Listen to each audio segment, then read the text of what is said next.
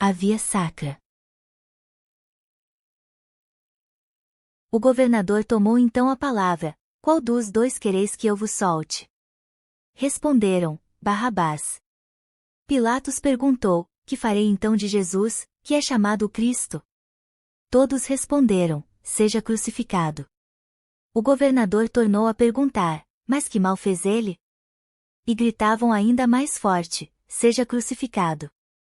Pilatos viu que nada adiantava, mas que, ao contrário, o tumulto crescia.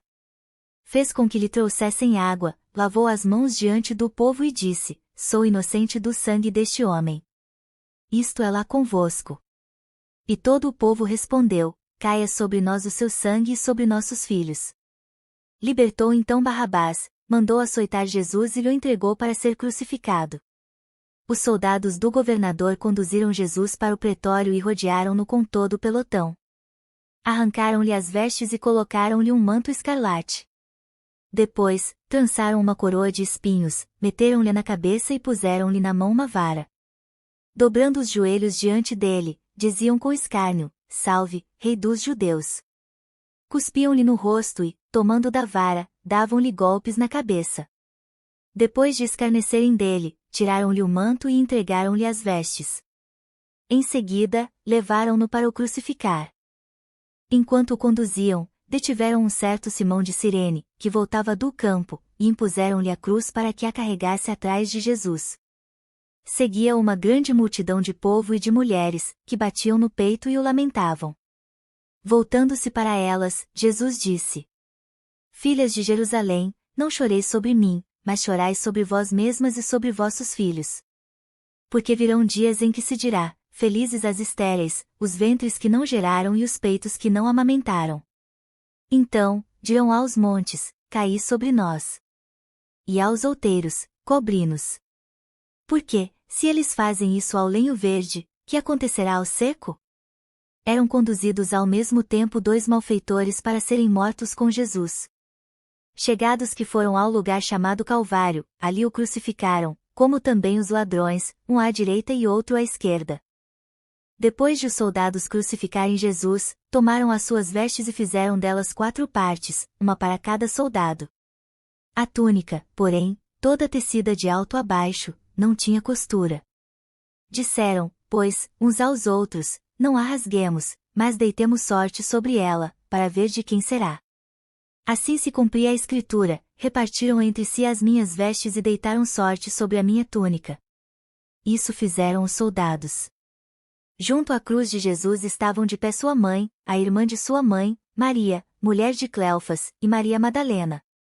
Quando Jesus viu sua mãe e perto dela o discípulo que amava, disse à sua mãe: mulher, eis aí teu filho. Depois disse ao discípulo: eis aí tua mãe. E dessa hora em diante o discípulo a recebeu como sua mãe. Em seguida, sabendo Jesus que tudo estava consumado, para se cumprir plenamente a escritura, disse: tenho sede. Havia ali um vaso cheio de vinagre. Os soldados encheram de vinagre uma esponja e, fixando-a numa vara de isopo, chegaram-lhe à boca. Havendo Jesus tomado do vinagre, disse: tudo está consumado. Inclinou a cabeça e entregou o espírito. Os judeus temeram que os corpos ficassem na cruz durante o sábado, porque já era a preparação e esse sábado era particularmente solene. Rogaram a Pilatos que se lhes quebrassem as pernas e fossem retirados. Vieram os soldados e quebraram as pernas do primeiro e do outro, que com ele foram crucificados. Chegando, porém, a Jesus, como o vissem já morto, não lhe quebraram as pernas. Mas um dos soldados abriu-lhe o lado com uma lança e, imediatamente, saiu sangue e água. O que foi testemunha desse fato o atesta, a fim de que vós creiais. Assim se cumpriu a escritura: nenhum dos seus ossos será quebrado. E diz em outra parte a escritura: olharão para aquele que transpassaram. Depois disso, José de Arimateia, que era discípulo de Jesus, mas ocultamente, por medo dos judeus, rogou a Pilatos a autorização para tirar o corpo de Jesus. Pilatos permitiu.